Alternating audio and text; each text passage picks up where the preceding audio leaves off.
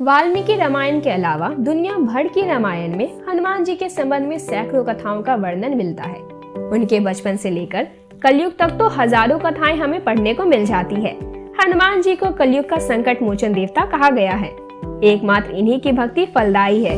स्वागत है आपका हमारे चैनल भक्ति वेदा में, जहां हम लाते हैं आपके लिए धार्मिक मान्यताओं से जुड़ी छोटी छोटी बातें जो आपके जीवन में बड़ा बदलाव लाता है।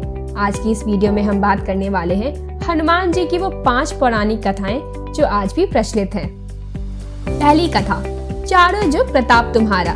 लंका विजय कर अयोध्या लौटने पर जब श्री राम उन्हें युद्ध में सहायता देने वाले विभीषण, सुग्रीव, अंगद आदि को कृतज्ञता स्वरूप उपहार देते हैं, तो हनुमान जी श्री राम से याचना करते हैं, हे वीर श्री राम, इस पृथ्वी पर जब तक राम कथा प्रचलित रहे तब तक निसंदेह मेरे प्राण इस शरीर में बसे रहे। इस पर श्री राम उन्हें आशीर्वाद देते हैं, हे कपि श्रेष्ठ, ऐसा ही होगा, इसमें संदेह नहीं है। संसार में मेरी कथा जब तक प्रचलित रहेगी तब तक तुम्हारी कीर्ति अमिट रहेगी और तुम्हारे शरीर में प्राण भी रहेंगे ही। जब तक ये लोग बने रहेंगे तब तक मेरी कथाएं भी स्थिर रहेगी। चारों युग प्रताप तुम्हारा है, प्रसिद्ध जगत उजियारा। दूसरी कहानी, 2 बार उन्होंने संजीवनी पर्वत को उठाया था। एक बार बचपन में ही हनुमान जी समुद्र में से संजीवनी पर्वत को देवगुरु बृहस्पति के कहने से अपने पिता के लिए उठा लाते हैं। यह देखकर उनकी माता बहुत ही भावुक हो जाती है। इसके बाद राम रावण युद्ध के दौरान जब रावण के पुत्र मेघनाथ ने शक्ति बाण का प्रयोग किया तो लक्ष्मण सहित कई वानर मूर्छित हो गए थे। जामवंत के कहने पर हनुमान जी संजीवनी बूटी लेने द्रोणाचल पर्वत की ओर गए। जब उनको बूटी की पहचान नहीं हुई तब उन्होंने पर्वत के एक भाग को उठाया और वापस लौटने लगे। रास्ते में उनको कालनेमी राक्षस ने रोक लिया और युद्ध के लिए ललकारने लगा। कालनेमी राक्षस रावण का अचूर था। रावण के कहने पर ही कालनेमी हनुमान जी का रास्ता रोकने गया था, लेकिन राम भक्त हनुमान जी उसके छल को जान गए और उन्होंने तत्काल उसका वध कर दिया। तीसरी कथा, विभीषण और राम को मिलाना। जब हनुमान जी सीता माता को ढूंढते ढूंढते विभीषण के महल में चले जाते हैं, विभीषण के महल में वे राम का चिन्ह अंकित देखकर प्रसन्न हो जाते हैं।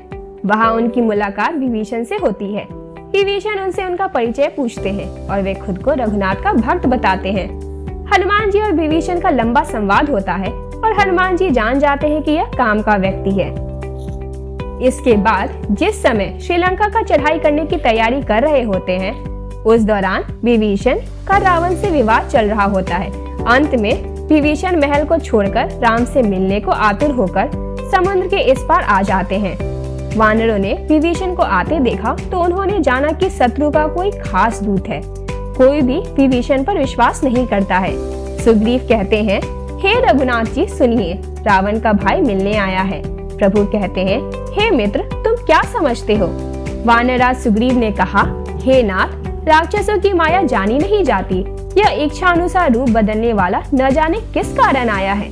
ऐसे में हनुमान जी सभी को दिलासा देते हैं और राम भी कहते हैं कि मेरे प्रण है कि शरणागत के भय को हर लेना चाहिए। इस तरह हनुमान जी के कारण ही श्री राम विभीषण का मिलन सुनिश्चित हो पाया। चौथी कथा, उन्होंने सबसे पहले रामायण लिखी थी। शास्त्रों के अनुसार विद्वान लोग कहते हैं कि सर्वप्रथम राम कथा हनुमान जी ने ही लिखी थी और वह भी एक शिला यानी चट्टान पर अपने नाखूनों से लिखी थी। यह राम कथा वाल्मीकि जी के रामायण से पहले लिखी गई थी और यह हनुमत रामायण के नाम से प्रसिद्ध है। यह घटना तब की है जब भगवान श्री राम रावण पर विजय प्राप्त करने के बाद अयोध्या में राज करने लगते हैं और श्री हनुमान जी हिमालय पर चले जाते हैं। वहाँ वे अपनी शिव तपस्या के दौरान की एक शिला पर प्रतिदिन अपने नाखून से रामायण की कथा लिखते हैं।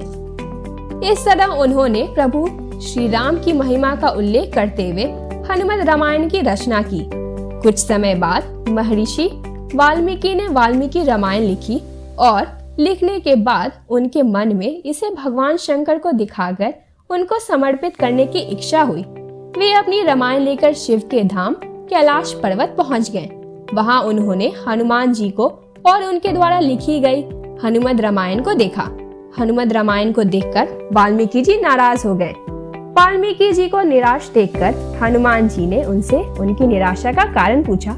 तो महर्षि बोले कि उन्होंने बड़े ही कठिन परिश्रम के बाद रामायण लिखी थी, लेकिन आपकी रामायण देखकर लगता है कि अब मेरी रामायण अपेक्षित हो जाएगी, क्योंकि आपने जो लिखा उसके समक्ष मेरी रामायण तो कुछ भी नहीं।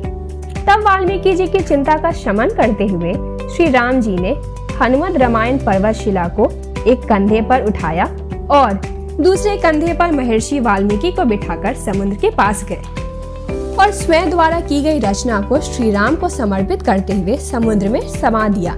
तभी से हनुमान जी द्वारा रची गई हनुमत रामायण उपलब्ध नहीं है, वह आज भी समुद्र में पड़ी हुई है। उम्मीद है आज की वीडियो आपको पसंद आई है। पसंद आई हो तो लाइक करें और हमारे चैनल को सब्सक्राइब जरूर करें।